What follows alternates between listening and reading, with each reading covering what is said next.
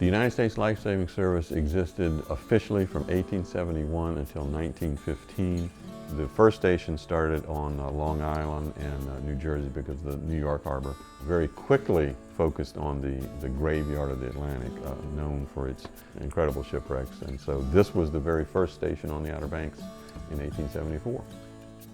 We know over the 44-year history of the United States Lifesaving Service nationwide, these men responded to over 178,000 lives in peril from the sea, of which they saved over 177,000.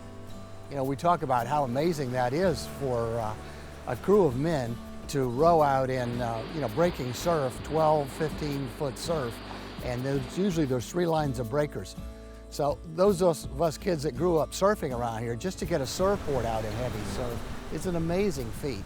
Sometimes there would be hours before they would actually get out beyond the breakers, and then they would have to row 10 miles to the ship.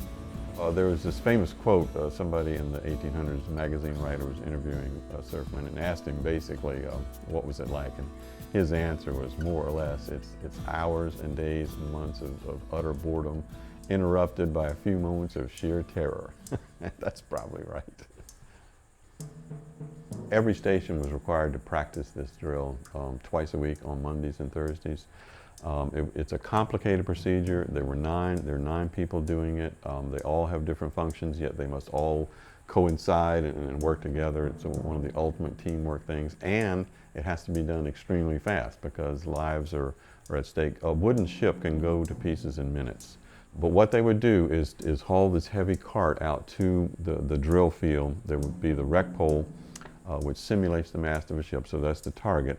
And what they want to do is use the Lyle gun, which is a small bronze mortar or cannon, to fire a 20-pound projectile they call the shot at the wreck pole. The objective in the actual rescue is to have it go over the ship to where there's a line attached to it, and have that line fall into the rigging, at which point someone aboard the ship could then climb up and retrieve that line. Once they pull that in, there's other equipment called the whip line, which is on a line really on a pulley, and they can then tie that to the mast. Once they have that secured to the ship, they can then send things to and from the ship. So basically you end up getting other ropes and lines and whatnot, and something called the breeches buoy that they haul in one soul at a time. The beach apparatus drill is done every Thursday at 2 o'clock during the months of June, July, and August. We know that we're the only place anywhere that does the full drill.